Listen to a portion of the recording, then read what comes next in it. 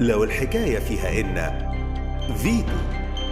سعيدة هو كل حاجة في دنيتي يعني وأنا رغم الفرق السني الكبير جدا، بس هو كان أسراره كلها عندي، كان بيحكي لي كل حاجة.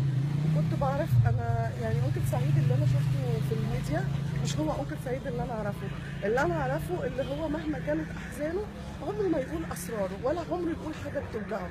وأكبر دليل لما كان في القضية اللي اتهم فيها ظلم في اسكندرية بتاعت الغائب الحاضر الله يرحمه الأستاذ سعيد صالح، كانت قضية متفبركة بتاعت تعاطي المخدرات.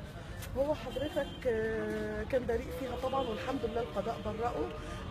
كان حضرتك ما يعني والدتي الله يرحمها، والدتي دي كانت اقرب حاجه ليه قوي. على فكره ان هو الاخوات الاشقه مش يعني أنكل سعيد كل الاخوات مش اشقه ما عدا طنط هدى هي على وصول، هي دي الشقيقه الوحيده، وطبعا هنا توفت الله يرحمها. هو ما كانش بيقول اي حاجه بتوجعه خالص، عمره ما قال حاجه بتوجعه. فلما طلع في الميديا واتكلم انا ده كان اول حد اشوفه. وبعدين انا هقول لكم تصريح ما حدش يعرفه خالص وده هيبقى ليكم. اولا أنكل سعيد دي الجوازه الرابعه مش الجوازه الاولى مش الجوازه الثانيه. وهو عمره ما زعل زوجة على فكره. كانوا دايما هم اللي بيسوا العين زي ما انتم شايفينه، هو حد كان طيب قوي. بعدين أنكل سعيد كان معاه دكتوراه من امريكا، الفتره اللي عمل فيها شاهد ما شافش حاجه. هو كان انتوا شفتوا كانت مسرحيه مكسره الدنيا، سافر قعد في امريكا 10 سنين، دي اللي عملت دروب وعادل امام طلع وسعيد صالح طلع كان هو الدروب ما خدش فرصته. فعمل دكتوراه ورجع.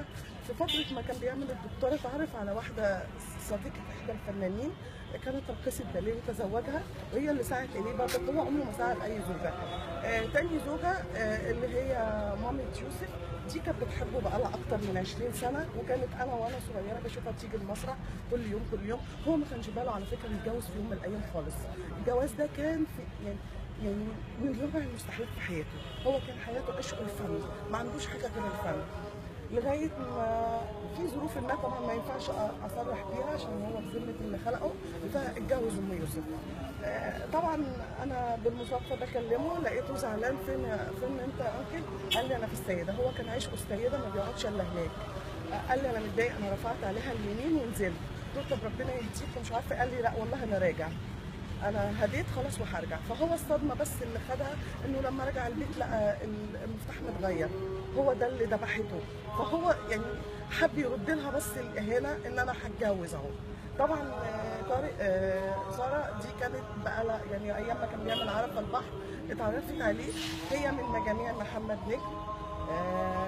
يعني هي لسه ما طلعتش للنور كفنانه. كان في ناس بيقولوا ان هي يعني في مشاكل ما بينهم حصلت اخر فتره. بص هو انا كنت بسال طنط هدى على طول، هو طول ما هو في المستشفى هي بيقول لك كانت على طول الميديا اول ما يجي تجري وراهم.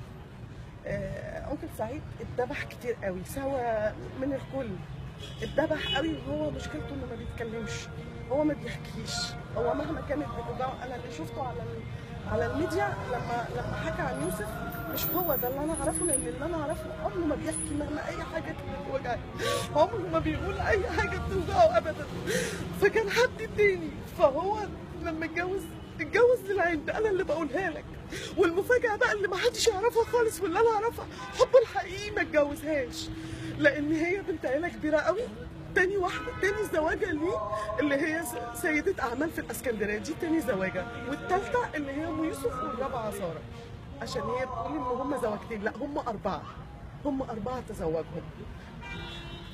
فحرام يتقال عليه، لان هو كان فنان كبير قوي وحد جميل جدا، وحد عمره ما غلط في حد ولا كان ليه في الميديا، ولا كان حتى لما الميديا بيجوا يسكر اقول له انكل ما تسكر، يقول لي لا لا لا يا شيخه كبري دماغك، انا راجل بحب فني وبس.